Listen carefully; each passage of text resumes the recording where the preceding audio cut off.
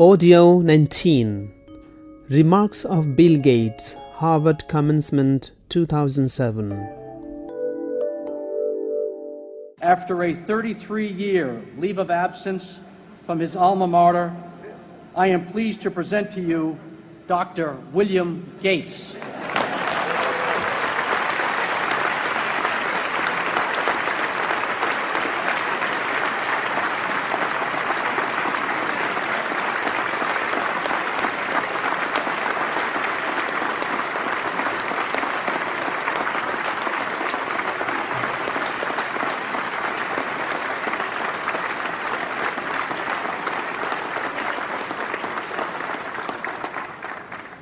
Thank you.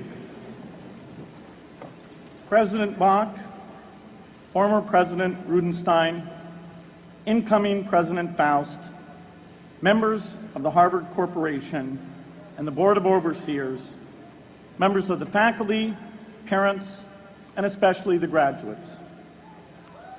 I've been waiting more than 30 years to say this. Dad, I always told you I'd come back and get my degree.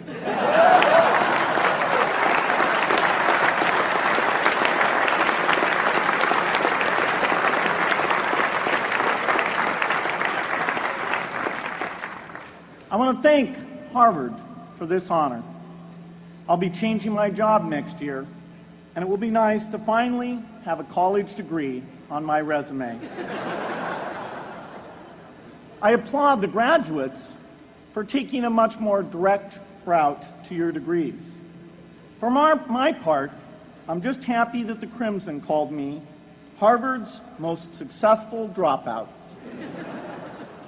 I guess that makes me valedictorian of my own special class. I did the best of everyone who failed.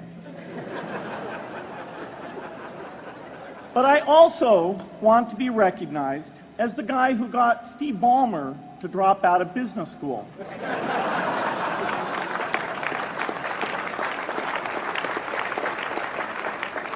I'm a bad influence. That's why I was invited to speak at your graduation. If I'd spoken at your orientation, fewer of you might be here today.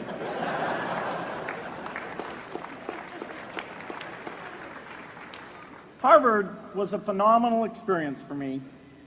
Academic life was fascinating. I used to sit in on lots of classes that I hadn't even signed up for. And dorm life was terrific. I lived up at Radcliffe in Currier House. There were always a lot of people in my dorm room late at night discussing things because everyone knew that I didn't worry about getting up in the morning. That's how I came to be the leader of the antisocial group. We clung to each other as a way of validating our rejection of all those social people.